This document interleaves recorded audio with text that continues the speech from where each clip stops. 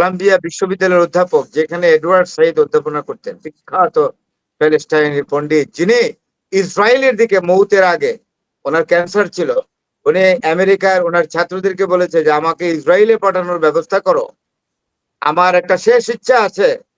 ওনার জন্ম জেরুজালেমে, কিন্তু উনি বড় হয়েছে কায়রোতে, কারণ তার বাবা মা, তার বাবা তার বাবা এবং মা চলে গেছিল কায়রোতে তাকে বাচ্চা হিসেবে নিয়ে, এটা খুব জরুরি দরকার। ওয়াহিদ সাইদ হলো বাবার, মা হলো হিলদা সাইদ, আর তার নাম হলো এডওয়ার্ড সাইদ। নাম শুনলে মনে করবেন মুসলমান, he is a Christian, মেরেনাইট।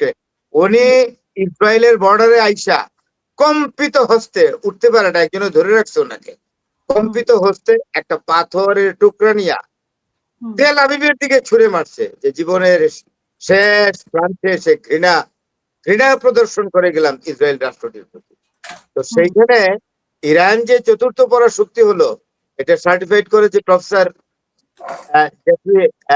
Sax, Colombia ইউনিভার্সিটির অধ্যাপক, করেছেন জন মার্শিমার প্রফেসর, উনি শিকাগো ইউনিভার্সিটির অধ্যাপক, করেছেন আপনার আমেরিকার হার্ভার্ড ইউনিভার্সিটির অধ্যাপক প্রফেসর পেট, তারপরে জন ওয়াকার, তারা করেছেন, বিখ্যাত অ্যানালিস্ট, তারা করেছেন যে ইরান আসলেই চতুর্থ পরাশক্তি হয়েছে। অনেকেই ইনিয়ে বিনিয়ে চিবিয়ে চাবিয়ে এই কথাটা বলতে চান না, মানে প্রকাশ করতে চান না। কেন? লজ্জা করে। ইরান আজকে ফেব্রুয়ারি 28 তারিখ থেকে এখনো যুদ্ধ চালিয়ে যাচ্ছে। আমি মনে করি আক্ষরিক অর্থে যদি লিটারেলি আমেরিকা ইরানের একটি পশমও ছিটতে পারেনি, আর পারবে না। 30 দিন আলটিমেটাম দিয়েছে, এই 30 দিনে আর পশম ছেড়ার সুযোগ নাই। ডোনাল্ড ট্রাম্পকে অত্যন্ত নিগৃহীত, অসম্মানিত ভাবে চলে যেতে হবে। এবং ইমপিচমেন্ট আসতেছে ডিসেম্বরের 3 তারিখে। আমরা জানি, we have come to know an impeachment led paper has been prepared against Donald Trump. অর্থাৎ সবচেয়ে পৃথিবীর একটা সভ্য জাতিকে এভাবে আক্রমণ করেছে, 168 জন শিশুকে মেরে ফেলেছে, তার একটা শাস্তি হবে না? প্রকৃতি শাস্তি দেওয়ার জন্য প্রস্তুত আছে। সুতরাং ডোনাল্ড ট্রাম্পকে তো আর নেতানিয়াহুর অপমৃত্যু হবে, আবারও বললাম। ট্রাম্পের অপমৃত্যু হবে কিনা জানি না, তবে নেতানিয়াহুর অপমৃত্যু হবে। এটা আপনার এই চ্যানেলে আমি বলে রাখলাম, কারণ এত বড় নিষ্ঠুরতা স্বয়ং বিধাতা সৃষ্টিকর্তা সহ্য করবে।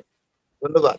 আবার নেতানিয়াহু তো বললো যে ট্রাম্পের সাথে মানে 2 দিনে একবার হলেও কথা হয়, এবং যেই বাক্য বিনিময়, উত্তপ্ত বাক্য বিনিময়ের কথা নিয়ে আলোচনা হচ্ছে কয়েকদিন থেকে, সেটা সম্পর্কে তিনি যেটা বললেন যে পরিবারে উত্তপ্ত বাক্য বিনিময় আপনি শুনেছেন? ভয়েস আসছে এমন কোন?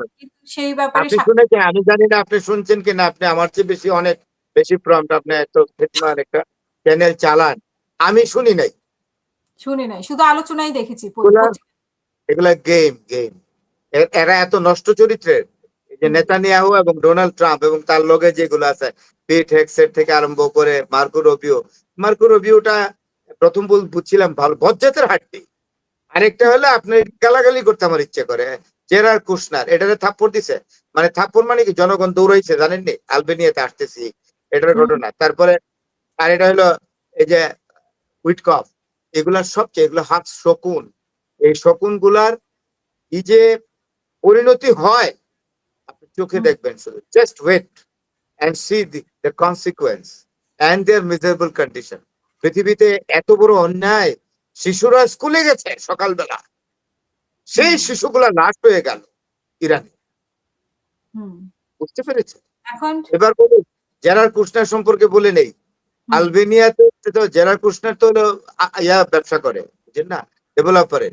সে আলবেনিয়ার প্রেসিডেন্টের কাছ থেকে পানির দামে একটা বিরাট জায়গা কিনেছে, সেখানে সে আপনি হাউজিং করছে এবং একটা রিসোর্ট করার জন্য উদ্যোগ নিছে। নেওয়ার পরেই আলজেরিয়ানরা তো একটা কমিউনিস্ট মনোভাবাপন্ন, এরা নামছে আর কি, সমানে আলবেনিয়ান প্রেসিডেন্টের বিরুদ্ধে ডেমনস্ট্রেশন, জেরার কুশনারের বিরুদ্ধে ডেমনস্ট্রেশন করে বলছে জেরার কুশনার নামক এই শয়তান লোকটা কিভাবে আলবেনিয়ার মাটিতে নামে, আলবেনিয়ার তিরানা, হচ্ছেন না রাজধানী, নামে দেখে দেব এবং কুশপুত্তলিকে দাহ।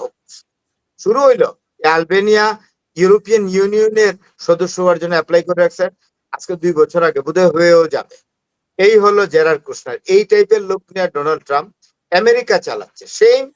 সেই হুম